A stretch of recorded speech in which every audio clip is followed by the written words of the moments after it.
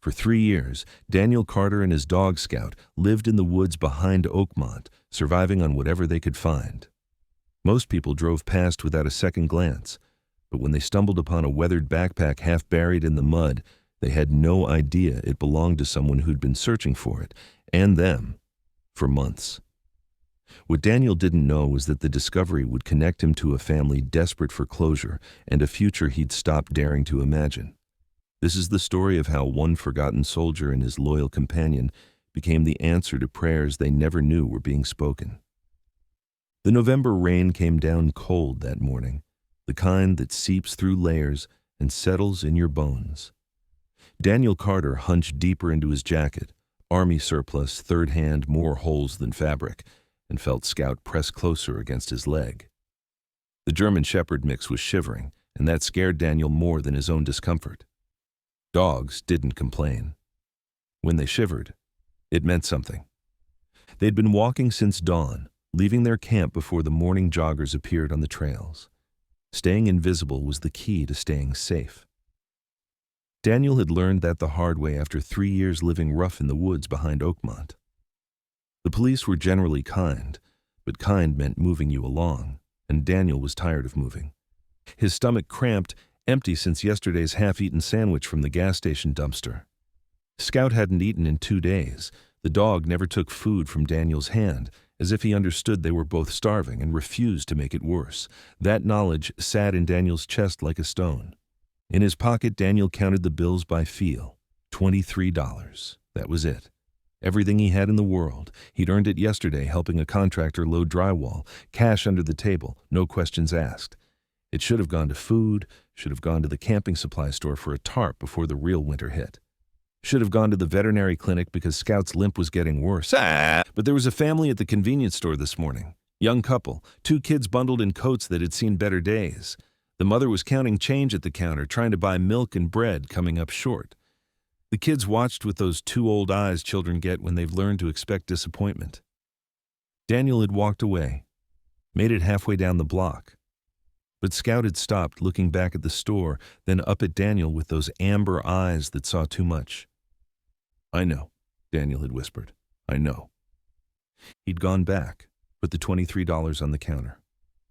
"For them," he'd said, and left before they could thank him or ask questions or see the way his hands were shaking. Now, walking through the woods with Scout as the rain turned the path to mud, Daniel tried not to think about what he'd given away. The tarp, the dog food, the slim chance of getting them both through another winter. He tried to focus on the fact that those kids would eat today. That had to count for something. Scout stopped suddenly, ears forward. His limp forgotten, the dog pushed into the underbrush, nosing at something Daniel couldn't see. Daniel followed, branches catching at his jacket, and found Scout pawing at an old backpack half buried in the mud beneath a fallen oak. It looked like it had been there for months, maybe years. Faded green canvas, military style, the kind that could have been Daniel's own once, the kind he'd carried in another life when he'd had a unit and a purpose and 3 square meals a day. Scout whined softly, looking from the backpack to Daniel. "Leave it, boy," Daniel said, "probably empty anyway." But Scout didn't leave it. He kept pawing, insistent, and Daniel had learned to trust the dog's instincts. With numb fingers, he pulled the backpack free from the mud. It was heavier than expected. The zipper still worked. Inside, wrapped in plastic bags, were clothes. Not just any clothes. A child's jacket, size maybe 8 or 10, expensive looking even in its current state. A small pair of hiking boots. A portable game console in a waterproof case. And at the bottom, also in plastic, a wallet. Daniel's hands froze. This wasn't trash. This was someone's life, someone's child's belongings. He opened the wallet with shaking hands. Inside, a driver's license, credit cards, and a photo. A man about Daniel's age, arms around a boy wearing the same jacket that was in the backpack. Both of them smiling like the world was good and would stay that way. Scout pressed against Daniel's leg, solid and warm despite the rain. Daniel stared at the photo, at the happy father and son, and felt something crack open in his chest. He knew what losing someone looked like. He'd worn that same shattered expression in the mirror after his own family stopped calling, stopped trying to reach the broken soldier he'd become. The rain came down harder. Scout was shivering again. They had nothing. No food, no money, no shelter. The smart thing would be to leave the backpack, keep walking, focus on surviving the night. Daniel looked down at Scout. The dog gazed back, patient, trusting, waiting for Daniel to decide what kind of man he still was. "We're going to find them," Daniel said quietly. "Whoever they are, we're going to find them." Scout's tail wagged once, slow and deliberate, and Daniel Carter, who had nothing left to give, picked up the backpack full of someone else's grief and carried it back toward town.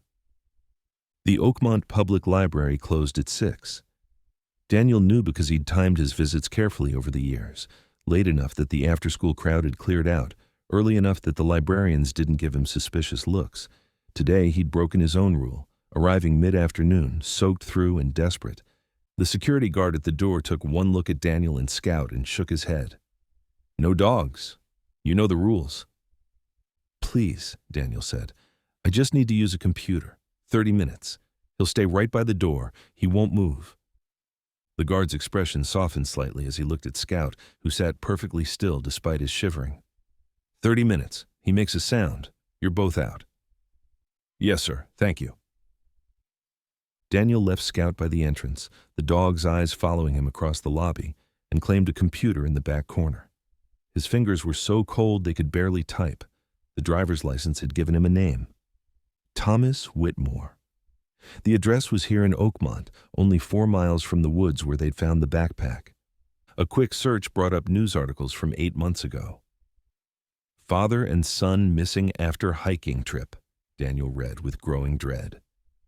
Thomas Whitmore and his 11-year-old son, Jacob, had gone hiking in the state forest last March. A storm had rolled in unexpectedly. Search parties had combed the area for weeks. They'd found nothing. Until now. Daniel stared at the screen, at the photos of a smiling boy who would never come home. The backpack full of Jacob's things, left behind because whatever had happened in those woods had happened fast, and Thomas had grabbed his son instead of their gear. Daniel's 30 minutes ran out. He printed the contact information for the Whitmore family, a home address, nothing more, and logged off. The guard was already approaching. Outside, the temperature had dropped. Scout struggled to stand, his bad leg giving out. Daniel caught him, felt how thin the dog had become beneath his soaked fur. They needed shelter. They needed food. They needed medicine for Scout's leg. They had nothing. The backpack full of strangers' grief. Daniel looked at the address he'd written down.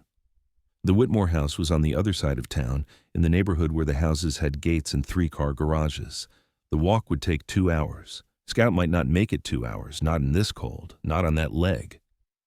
"Come on, boy," Daniel said softly, shouldering both the found backpack and his own small pack.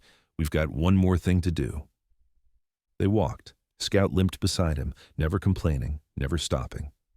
Twilight fell, and the streetlights came on, casting everything in harsh orange light. In the nice neighborhood, people were coming home from work, pulling into driveways, disappearing into warm houses full of light and dinner smells. Daniel felt like a ghost watching the living. The Whitmore house was large, tasteful, with a perfectly maintained lawn and a fountain in the front circle. Through the windows, Daniel could see people moving inside. A party, maybe, or just a family gathering. Either way, a house full of life that had learned to keep moving despite the hole torn through its center.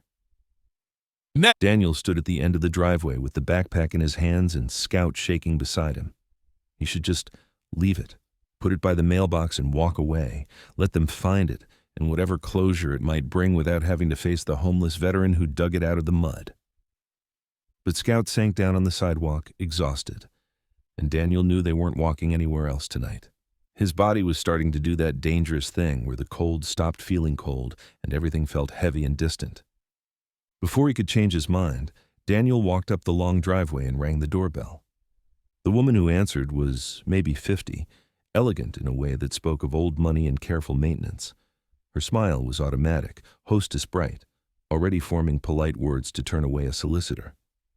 Then she saw the backpack in Daniel's hands.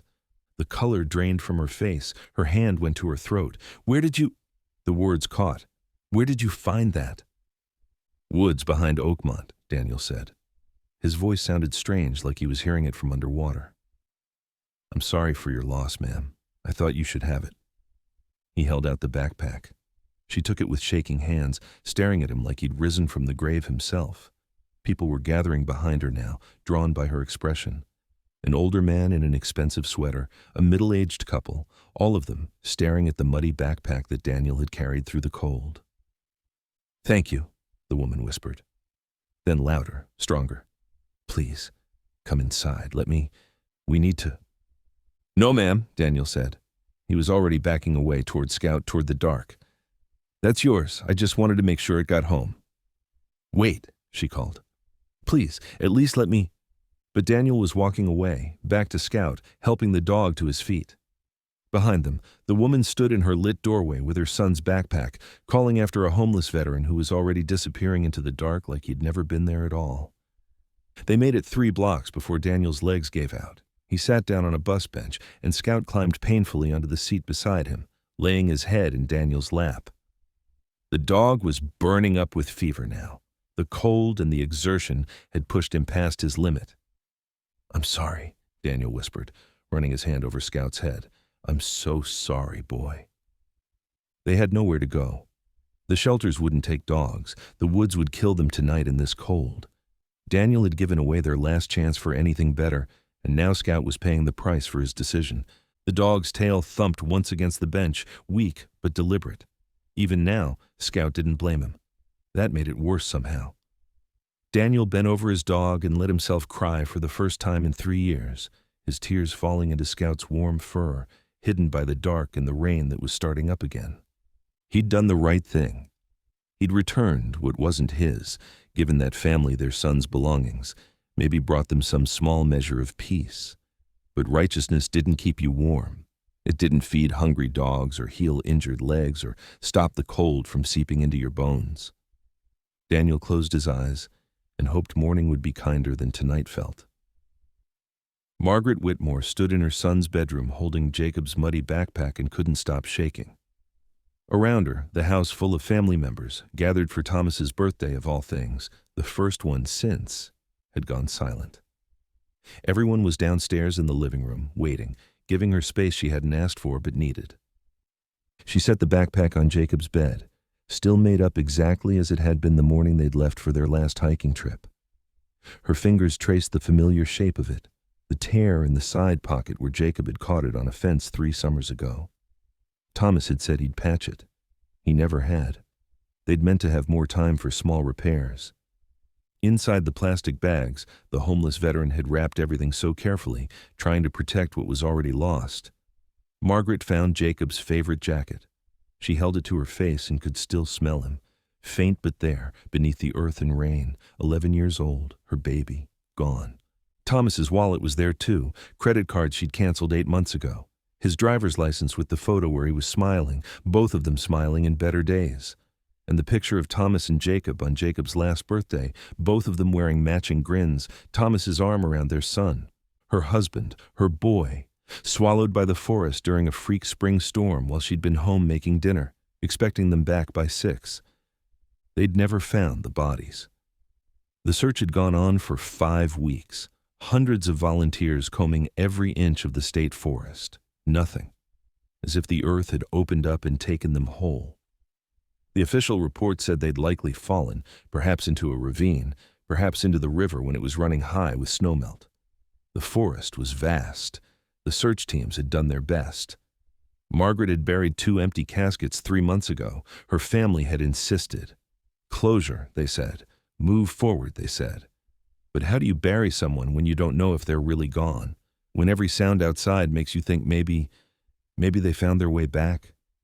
But now there was the backpack, proof that they'd been there in those woods, leaving pieces of their lives behind, proof that Margaret wasn't crazy to keep hoping for a miracle that would never come. She went to the window. In the driveway, her brother was talking to someone on his cell phone, probably the police. They'd want to search the area again, see if there was anything else. Her sister-in-law was crying on the porch. The whole house had shifted from reluctant celebration to fresh grief in the space of a doorbell ring. And the man who'd brought it. Margaret closed her eyes, seeing him again. Thin face, hollow cheeks, clothes that were more rag than fabric. The way he'd stood at her door, soaked through, holding her son's backpack like it was made of glass. The careful way he'd wrapped everything. The fact that he'd walked however far to bring it to her instead of leaving it or, God help her, selling it. She'd seen his eyes in that brief moment, veteran's eyes. She knew them because Thomas had them too, especially near the end, when the nightmares had gotten bad. This man had walked through hell and come out the other side still trying to do right by strangers. And she'd let him walk away into the dark. Margaret made a decision. She grabbed her phone and her car keys and went downstairs. Her brother tried to stop her at the door, but she pushed past him. "The man who brought this," she said. "The veteran. He had a dog with him, a German shepherd. They went north on foot, maybe 10 minutes ago." "Margaret, the police are already—" "He's sick. The dog was limping and he looked like he was going to collapse. I let him walk away and he's going to die out there in the cold and it will be my fault. I'm going to find him." She didn't wait for argument. She got in her car and started driving, scanning every sidewalk, every bus stop, every shadow. North. He'd gone north, walking with a sick dog in the rain. He couldn't have gotten far. She found them 4 blocks away, huddled at a bus stop. The dog was lying across the bench. The man bent over it like he could shield it with his body. Neither of them moved when her headlights swept over them. Margaret pulled to the curb and got out. The rain had picked up again, and she was instantly soaked. She didn't care. "Please," she said, approaching slowly. "Please let me help you." The veteran looked up. His eyes were red, his face wet with rain or tears or both. "I'm fine, ma'am. Thank you." "You're not fine. Your dog is burning up with fever and you're hypothermic. Please. It's the least I can do." "You don't owe me anything. You walked through a storm to give me my son's things. You could have kept them, sold them, left them. But you didn't. You carried them to my door like they were precious because you knew they were precious to someone. So please, for the love of God, let me help you." The man looked at his dog, at the way the animal was shaking. Margaret saw him break, saw the moment he stopped being able to pretend they'd survive the night. "Okay," he whispered. "Okay." Margaret helped him get the dog into her back seat. The veteran, he'd said his name was Daniel Carter, sat beside the dog, steadying him as Margaret drove.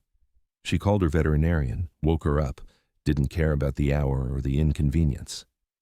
By the time they pulled up to the emergency vet clinic 15 minutes later, Dr. Emily Harrison was already there, unlocking the door. Margaret watched Dr. Harrison examine Scout, watched Daniel answer questions in a voice that was getting fainter. She called her brother, told him to bring dry clothes, food, anything useful. She sat in the waiting room while Scout went into treatment and Daniel showered in the clinic's small bathroom, and she stared at her hands and thought about the kind of man who gives away his last dollar to feed someone else's children, then walks through a storm to return a stranger's grief. When her brother arrived with supplies, Margaret made a decision. She thought about Thomas, about how he would have wanted her to honor his memory, not with empty caskets and dinner parties where everyone pretended to be okay, but with action, with the same kind of selfless care this stranger had shown. "He's coming home with us," she told her brother. "Him and the dog, and I don't want to hear any arguments." In the examination room, Dr. Harrison was stabilizing Scout, while Daniel sat in borrowed clothes, wrapped in a blanket, looking like a man who'd forgotten what kindness felt like. Margaret went in and sat beside him. "Thank you," she said again, "for Jacob's things, for caring enough to bring them home." Daniel looked at her with those haunted veteran's eyes. "I'm sorry I couldn't bring more, ma'am." "You brought enough," Margaret said, and then quieter. "You brought yourself back into the world. That's enough for now." 3 days later, Daniel Carter stood in the guest house behind the Whitmore estate and tried to remember how to accept help. The space was bigger than anywhere he'd lived in 3 years. Separate bedroom, bathroom with hot water, small kitchen fully stocked. Margaret Whitmore had insisted. "Just until you get back on your feet," she'd said, like it was the most natural thing in the world to bring a homeless veteran and his sick dog home. Scout was recovering well. The infection in his leg had responded to antibiotics, and he'd eaten more in the past 3 days than in the previous 3 months. The dog spent most of his time lying on the guest house couch, watching Daniel with those amber eyes that saw too much. Particularly, Scout watched every time Daniel moved toward the door. The dog knew Daniel was planning to leave, because this, the warm bed, the full fridge, the shower with endless hot water, this wasn't Daniel's life. This was borrowed, temporary, something that would be taken away the moment Margaret Whitmore came to her senses and remembered, you don't bring dangerous strangers into your home just because they return lost property. Daniel had spent the past 3 years learning not to want things. Want was dangerous. Want meant disappointment. Better to expect nothing, need nothing, be nothing. Easier to survive that way. But standing in this clean room, wearing clothes that fit, with Scout healthy and fed behind him, Daniel could feel the old wanting stirring in his chest like something waking from hibernation. And that terrified him. There was a knock on the guest house door. Daniel opened it to find Margaret Whitmore holding a tray with breakfast. She did this every morning, despite his protests. "Good morning, Daniel. How's Scout?" "Better, ma'am. The limp's almost gone." "That's wonderful." She set the tray on the small table. Eggs, bacon, toast, fresh fruit, more food than Daniel used to see in a week. "I wanted to talk to you about something." Here it comes, Daniel thought. "Thank you for your service, but it's time to move along." Margaret sat in one of the chairs, gesturing for Daniel to join her. "My husband Thomas was a veteran, Army like you. Iraq, 2 tours. He came home different." She paused, looking out the window at the main house. "The nightmares were terrible at first. He wouldn't talk about it, not to me, not to anyone. But slowly, he found his way back. Therapy helped, so did time, and so did purpose." Daniel didn't know what to say, so he said nothing. "Thomas started a foundation after he got stable. Nothing big, but it helped. Veterans in crisis, connecting them with resources, jobs, housing, counseling. He said it saved him, helping others who understood what he'd been through." "That's good, ma'am. That's important work." Margaret looked at him directly. "The foundation still runs. I kept it going after. But I've been managing it like it's just paperwork, just money moving from one account to another. I lost sight of what Thomas was actually doing, which was seeing people, really seeing them." She pulled out a business card and set it on the table.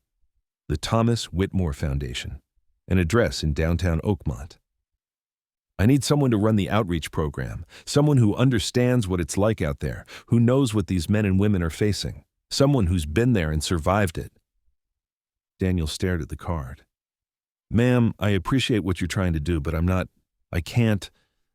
offering charity, Daniel. I'm offering a job, fair salary, benefits, real work. You'd be helping other veterans navigate the same system that failed you. No one knows better than you how broken it is." "I'm not qualified for that. I've been living in the woods for 3 years. I couldn't help myself. How am I supposed to help anyone else?" Margaret's expression softened. "You spent your last $23 to feed someone else's children. You walked through a storm, hypothermic and starving, to return belongings to a family you'd never met. You wrapped each item carefully in plastic to protect them from the rain. Don't tell me you're not qualified to help people. You've been doing it your whole life." Daniel felt something crack in his chest, the same thing that had broken when he'd found Jacob's backpack in the woods. "I don't know if I can." "You don't have to know, you just have to try." Margaret stood, leaving the business card on the table. "Think about it, no pressure. The offer stands regardless of what you decide. And Daniel, you and Scout are welcome here as long as you need. That's not conditional on anything."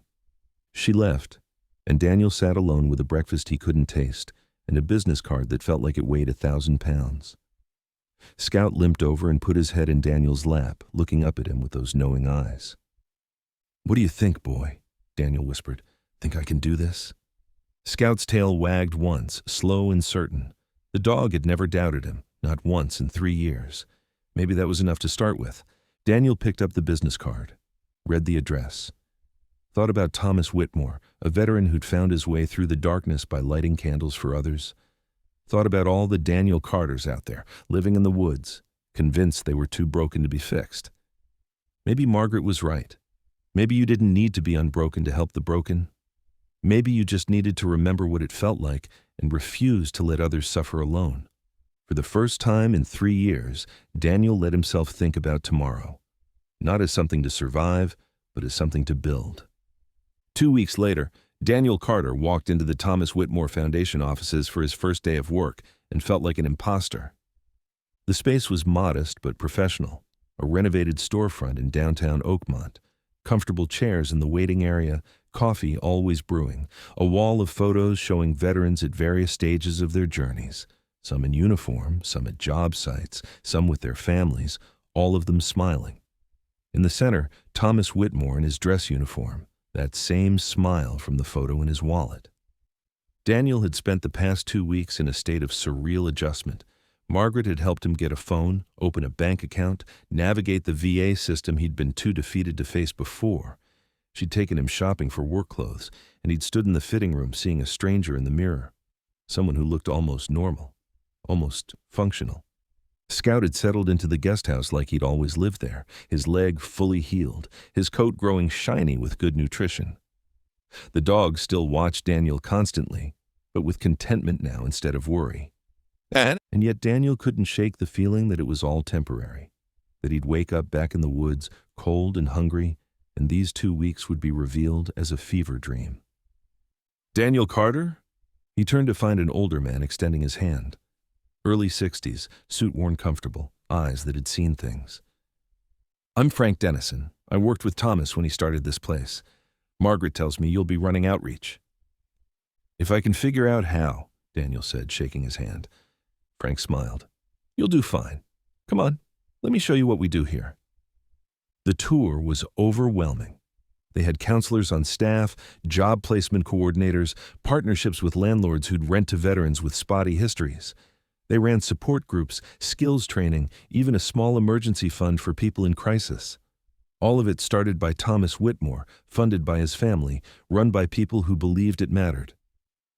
"We help about 50 veterans a year," Frank said. "Steady work, real impact. But Thomas had bigger plans before, well, he wanted to expand, reach more people. We've had to scale back since Margaret took over the administrative side." They ended up in what would be Daniel's office, small, with a window overlooking the street. A desk, computer, filing cabinets, normal, professional, terrifying. "The outreach coordinator meets with veterans who come through our doors," Frank explained. "You assess their needs, connect them with our services or outside resources. You're their advocate, their guide through the system. Thomas used to say this was the most important position in the foundation. You're the first face they see, and you remind them they're not alone." Daniel looked at the desk, at the empty chair waiting for him. "What if I can't help them? What if I make things worse?" "Then you'll be honest about it, and we'll figure it out together. Nobody expects you to save everyone, Daniel. We just expect you to show up and try." Show up and try. Daniel could almost do that. The door to the main office opened, and Margaret came in with another woman. 50s, sharp suit, carrying herself with the kind of assurance that came from old money and older power. "Daniel," Margaret said warmly, "I want you to meet my sister, Elizabeth Ashford. She's the primary donor for the foundation, along with me." Elizabeth Ashford studied Daniel with eyes that saw through polite surfaces. She didn't offer her hand immediately. "The homeless veteran," she said flatly. "The one who found Jacob's things." "Yes, ma'am." "Margaret tells me you've had a remarkable journey these past few weeks, from living in the woods to managing our outreach program." There was something in her tone that made Daniel's shoulders tighten. This was the moment someone pointed out he didn't belong here, wasn't qualified, shouldn't be trusted with responsibilities when he couldn't even keep himself housed. "It has been remarkable, ma'am. Your sister has been very generous." "Generous?" Elizabeth repeated. She looked at Margaret. "Can we speak privately?"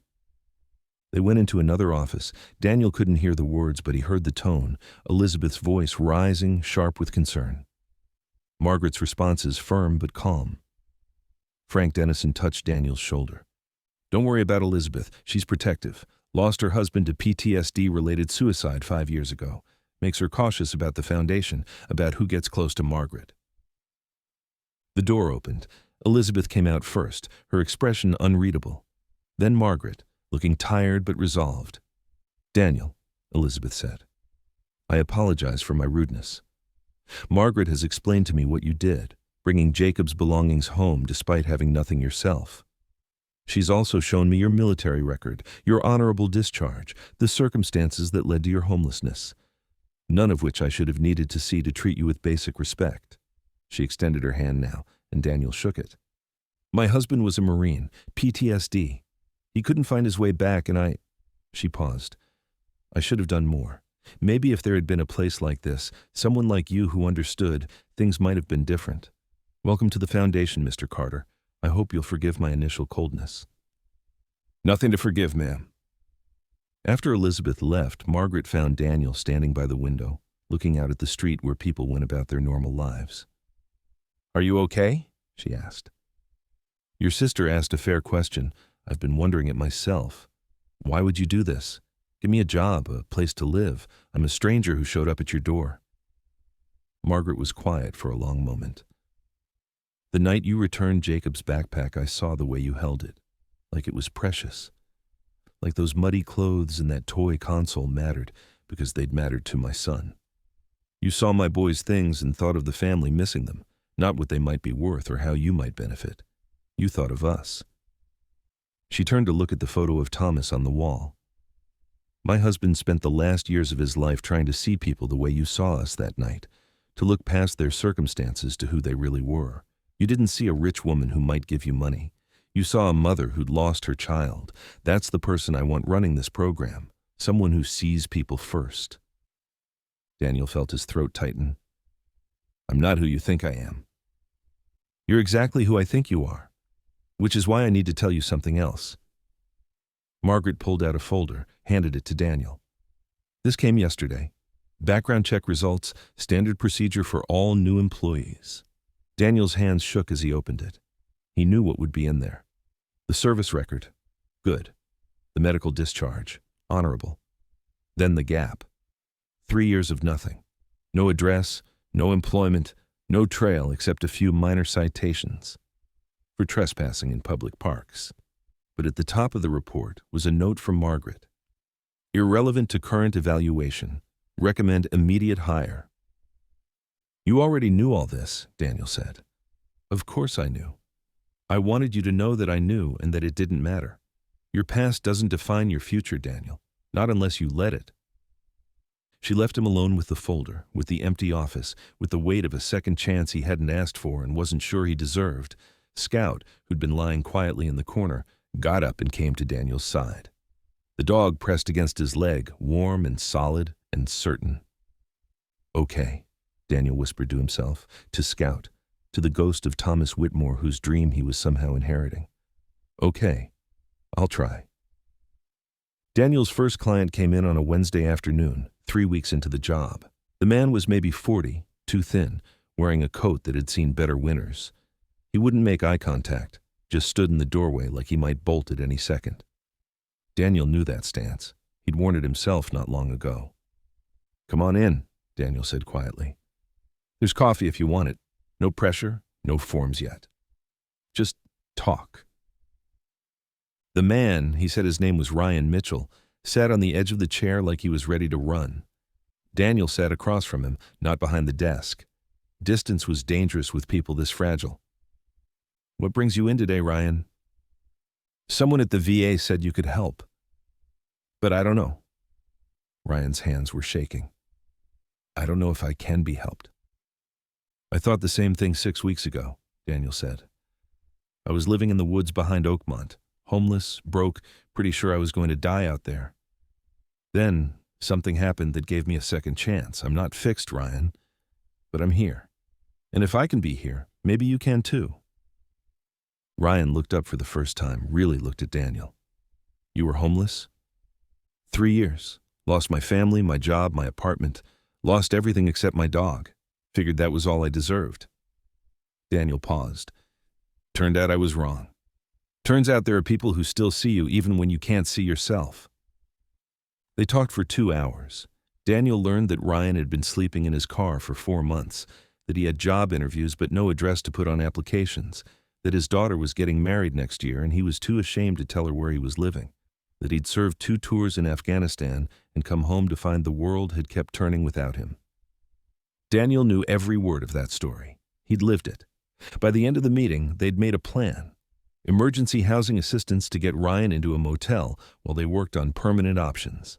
Connection to the VA for health care, resume help for the job applications, and most importantly, a standing appointment every Wednesday at 2.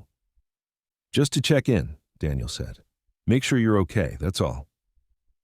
After Ryan left, Frank Dennison found Daniel sitting at his desk, staring at his hands. Good first session? I don't know. What if I told him the wrong things? What if he needed something I didn't give him? Then he'll come back next Wednesday and tell you. That's how this works, Daniel. It's not about being perfect. It's about being present. Over the next month, Daniel met with 12 veterans. Each one carried their own version of the same story. Service, sacrifice, then the slow unraveling that happened when you tried to fit back into a world that had moved on without you. Each one looked at Daniel with that same question. Can you really help me?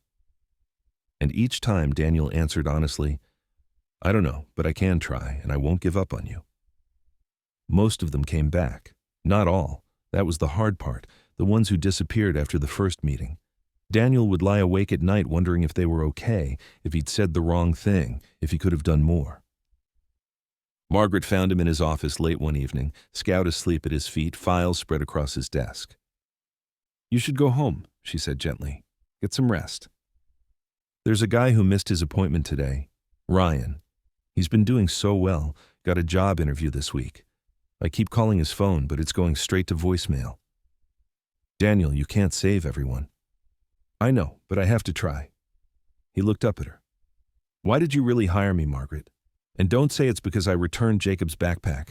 There are trained counselors, people with degrees and experience. Why a homeless veteran who can barely take care of himself? Margaret sat down across from him. Do you want the real answer? Please. Because the night you brought Jacob's things to my door, you could have asked for anything. Money, food, shelter. You had nothing and I had everything. You could have leveraged my grief, my gratitude. But you didn't. You just wanted to do the right thing and then disappear. Do you know how rare that is? Daniel didn't answer. Thomas used to say that the people who've hit rock bottom have a choice. They can become bitter, angry at the world for abandoning them. Or they can become kinder because they remember what it feels like to be forgotten. You chose kindness, Daniel, even when it cost you everything. That's why I hired you. Not despite your past, but because of who you chose to be in the middle of it. I spent $23 on groceries for strangers and returned a backpack I found in the woods. That's not heroic. That's just decent. Exactly, Margaret said softly. It's decent. Basic human decency in a world that makes it hard to hold on to. That's the person I want helping veterans through their darkest times. Someone who understands that small acts of decency matter. Someone who won't give up on them, even when they've given up on themselves. Daniel's phone rang. Ryan's number. He grabbed it. Ryan? You okay? The voice on the other end was shaking. I'm sorry I missed our appointment. I got the job interview. They hired me and I've been crying in my car for 3 hours. I got a job, Daniel. I have a place to live and a job and I don't know what to do with myself. Daniel felt his own eyes burning. That's great, Ryan. That's really great. You did that. You showed up and you did the work and you earned it. I couldn't have done it without you, without this place. I just wanted you to know that. After the call ended, Daniel sat in silence. Margaret was smiling at him. You still think you're not qualified for this? I don't know what I'm doing half the time. None of us do, but you're doing it anyway, and that's what matters. She stood to leave. Go home, Daniel. Scout needs his dinner and you need sleep. Ryan's going to be okay, so are you. Daniel packed up his files and walked out with Scout into the cool evening air. The guest house behind the Whitmore estate was lit up, warm and waiting. Home, at least for now. Maybe longer if he could let himself believe he deserved it. He thought about Ryan, crying in his car because he'd gotten a job, about the 12 other veterans who'd walked through the foundation's doors, looking for hope they'd forgotten how to feel. About Margaret, who'd turned her grief into purpose. About Thomas Whitmore, who'd started all this because he understood that saving yourself sometimes meant helping others first. Daniel wasn't fixed. He still had nightmares, still had days where the darkness pressed in and he couldn't remember why any of it mattered. But he was showing up. He was trying. And maybe, just maybe, that was enough to build on. Scout pressed against his leg and Daniel reached down to scratch behind his ears. "Come on, boy, let's go home." The word felt foreign but good. Home, not the woods, not a bus bench in the rain. Home. He was still learning to believe it. 6 months later, Daniel Carter stood in front of 40 veterans at the Foundation's first annual support group conference and tried not to panic. Public speaking had never been his strength. Standing in front of people, being visible. That required a level of confidence Daniel still wasn't sure he possessed. But Margaret had asked him to share his story, and after everything she'd done for him, saying no wasn't an option. Scout sat at his feet, calm and steady, a registered therapy dog now. They'd gotten him certified 3 months ago, and the dog had taken to the work like he'd been born for it. Veterans would come into Daniel's office tight with anxiety, and Scout would simply lay his head in their lap until they could breathe again. The dog understood trauma in ways that words couldn't touch. "My name is Daniel Carter," Daniel began, his voice steadier than he felt. 18 months ago, I was living in the woods behind this town, homeless, and convinced that's all I'd ever be. Today, I'm the outreach coordinator for the Thomas Whitmore Foundation, and I've helped to place 37 veterans into stable housing and employment. The room was quiet, 40 faces watching him. Some skeptical, some hopeful, all of them carrying their own version of the story Daniel knew by heart. "I'm not going to tell you it's easy. It's not. There are still days I wake up and can't believe this is my life, that I'm not going to lose it all again. But I'm learning something important. You don't have to have it all figured out to start moving forward. You just have to take the next step."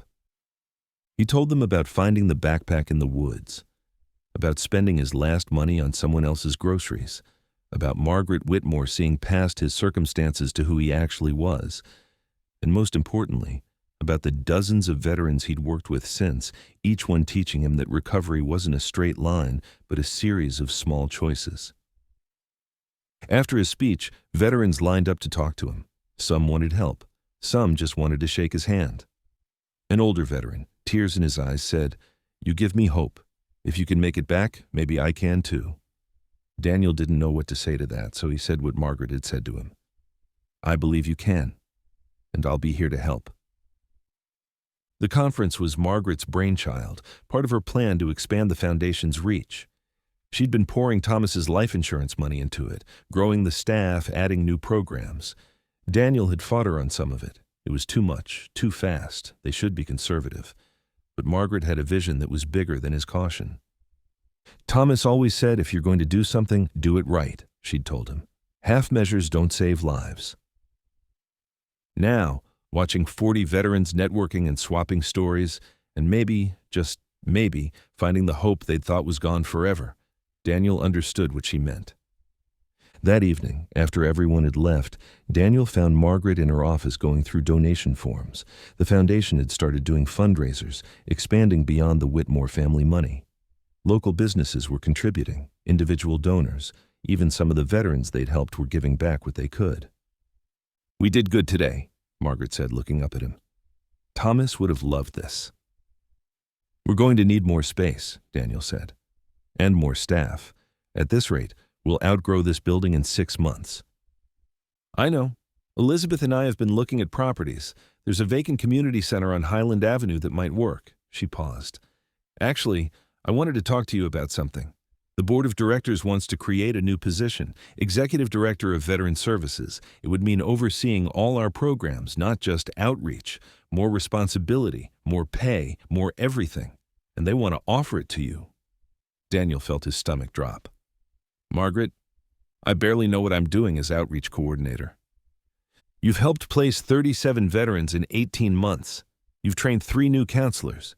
You redesigned our intake process and our follow-up protocols. You've done more than barely know what you're doing. You've made this place better." "I don't have a degree. I don't have credentials. I'm not qualified." "Daniel," Margaret's voice was firm, "stop. You are qualified. Your qualifications are that you've lived it, survived it, and dedicated yourself to making sure others don't have to go through it alone. That's more valuable than any degree." He wanted to argue, wanted to list all the reasons he'd fail. But Scout put his head on Daniel's knee, looking up at him with those knowing eyes, and Daniel remembered something Frank Dennison had said months ago. Nobody expects you to save everyone. We just expect you to show up and try. Okay, Daniel said quietly. I'll try. Margaret smiled. That's all any of us can do. Later that night, Daniel walked through downtown Oakmont with Scout, the dog trotting happily beside him. They passed the bus stop where Margaret had found them 18 months ago, both of them half dead from cold and despair. The bench was empty now, just another piece of street furniture. But Daniel remembered what it felt like to sit there with no hope, no future, nothing but the cold and the dark. He remembered, and he thought about the 40 veterans at today's conference, the ones just starting their journey back, the ones like Ryan, who'd gotten a job and cried in his car because he'd forgotten what hope felt like, the ones who were still out there, still living in the woods, still convinced they were too broken to be fixed. Daniel pulled out his phone and called Margaret.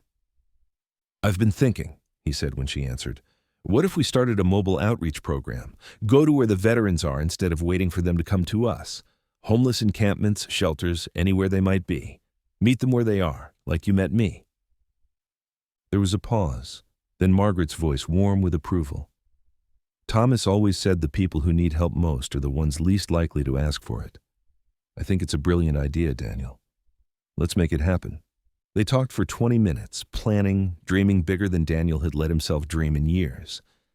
When he hung up, Scout was looking at him with what Daniel swore was approval. What do you think, boy? Think we can pull it off? Scout's tail wagged, steady and certain. The dog had never doubted him. Maybe it was time Daniel stopped doubting himself.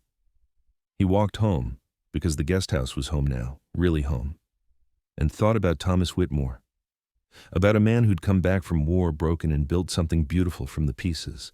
About how one person's vision could ripple outward, touching lives they'd never meet.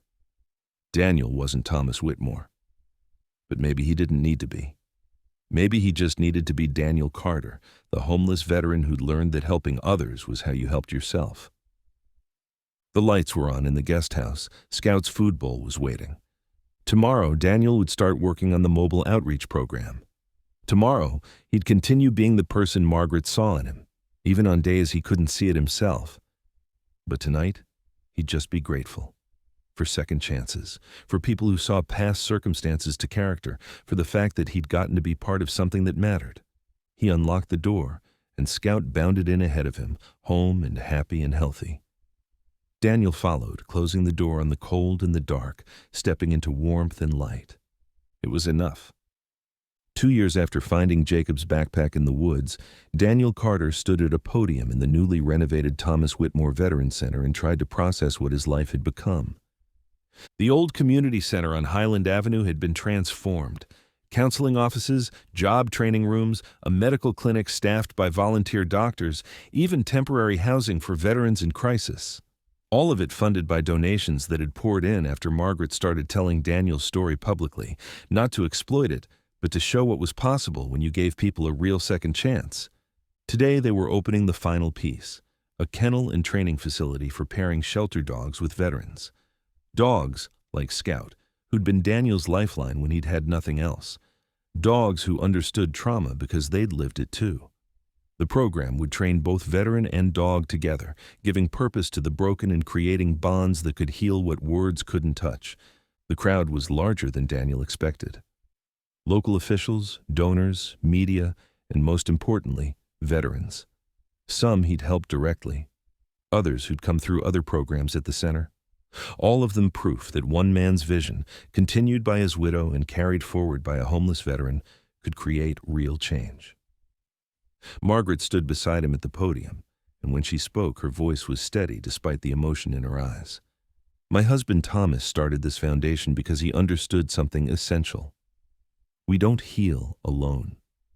We heal by connecting with others who've walked the same path, who understand the darkness without judgment, and who remind us that there's still light worth reaching for. She turned to Daniel. 2 years ago, a homeless veteran named Daniel Carter brought my son's belongings home.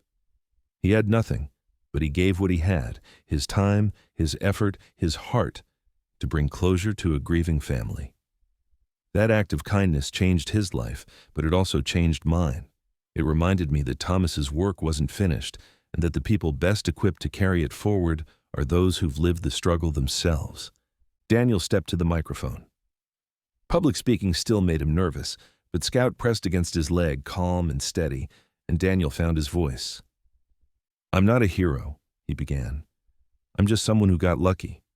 I found something valuable and decided to return it.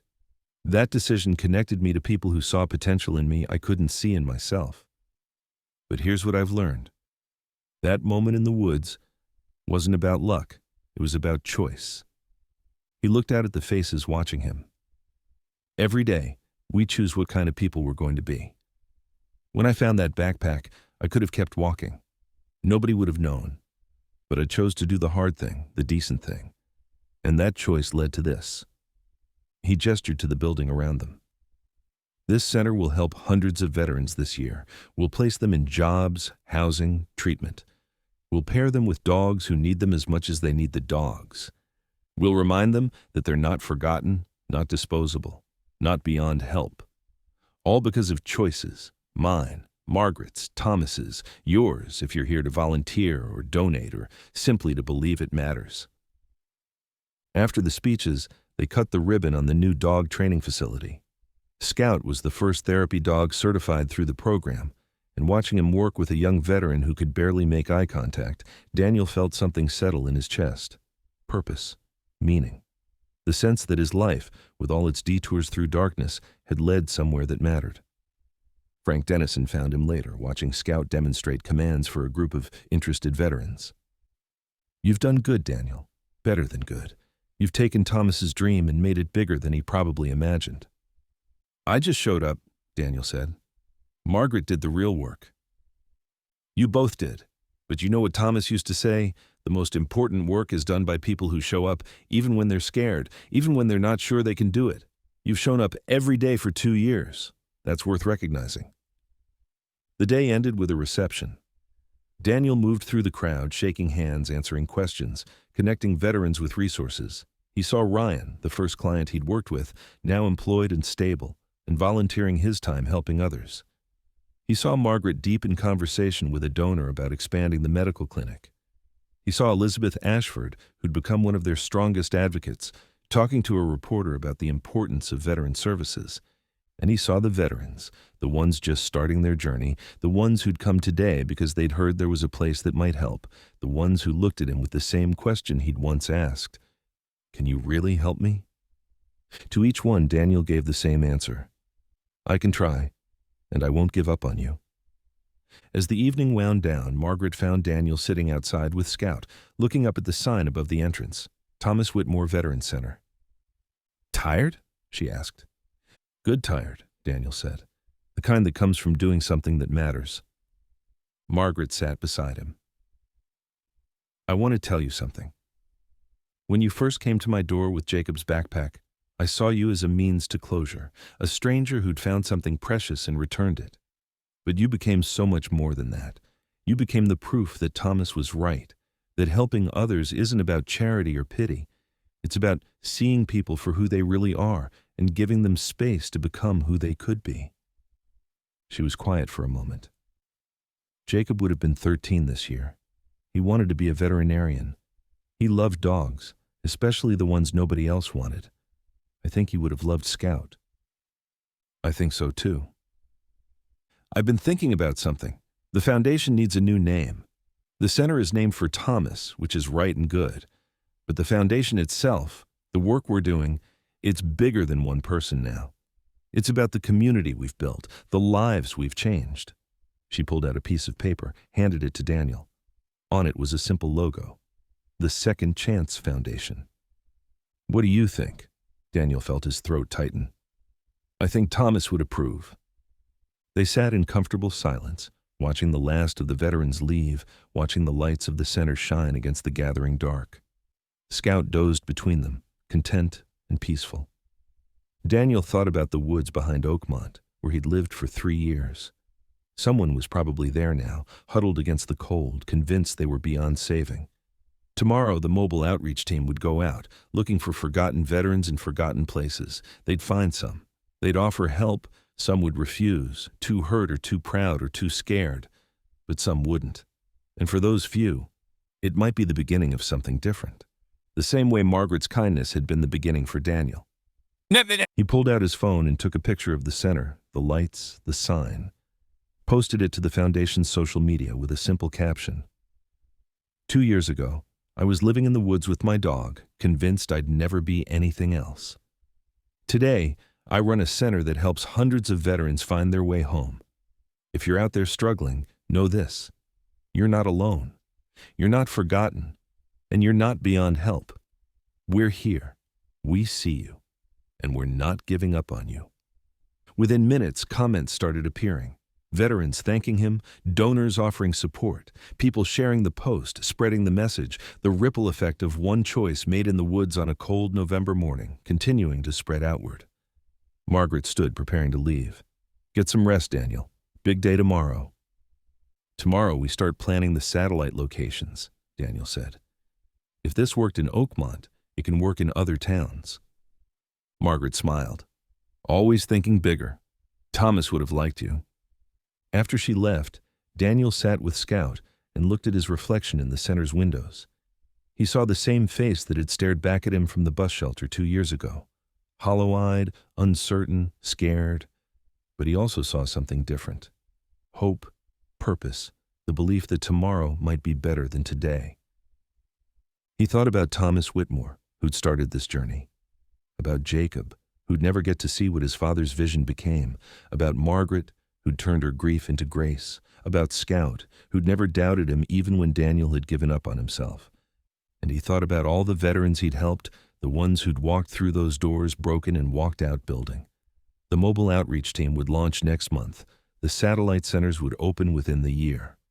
The Second Chance Foundation would keep growing, keep reaching, keep reminding forgotten soldiers that they mattered. All because of choices, small ones, made by people who decided that doing the right thing was worth the cost. Daniel Carter had been given a second chance. Now he spent every day making sure others got theirs too. It wasn't glamorous work. It wasn't easy. But it was real. And it mattered. And at the end of the day, that was enough. He stood, Scout rising with him. Come on, boy. Let's go home. They walked together into the night, toward the life Daniel had never thought he'd have. Behind them, the Thomas Whitmore Veterans Center stood bright against the darkness, a beacon for those still trying to find their way back. And somewhere in the woods, another veteran might be looking at that light, wondering if help was possible, wondering if anyone still cared, wondering if they could find the courage to take one step forward. Tomorrow, Daniel would be there to tell them, yes, yes, you can. Yes, we care. Yes, you matter. Because that's what you do when someone gives you a second chance. You pass it forward. You multiply the kindness. You become the light someone else needs to find their way home. Sometimes the greatest transformations begin with the smallest acts of kindness. If this story moved you, share it with someone who needs to hear it. And remember, you never know how one moment of choosing to do the right thing might change everything for yourself and for someone else who's lost in the darkness, waiting for a light to guide them home.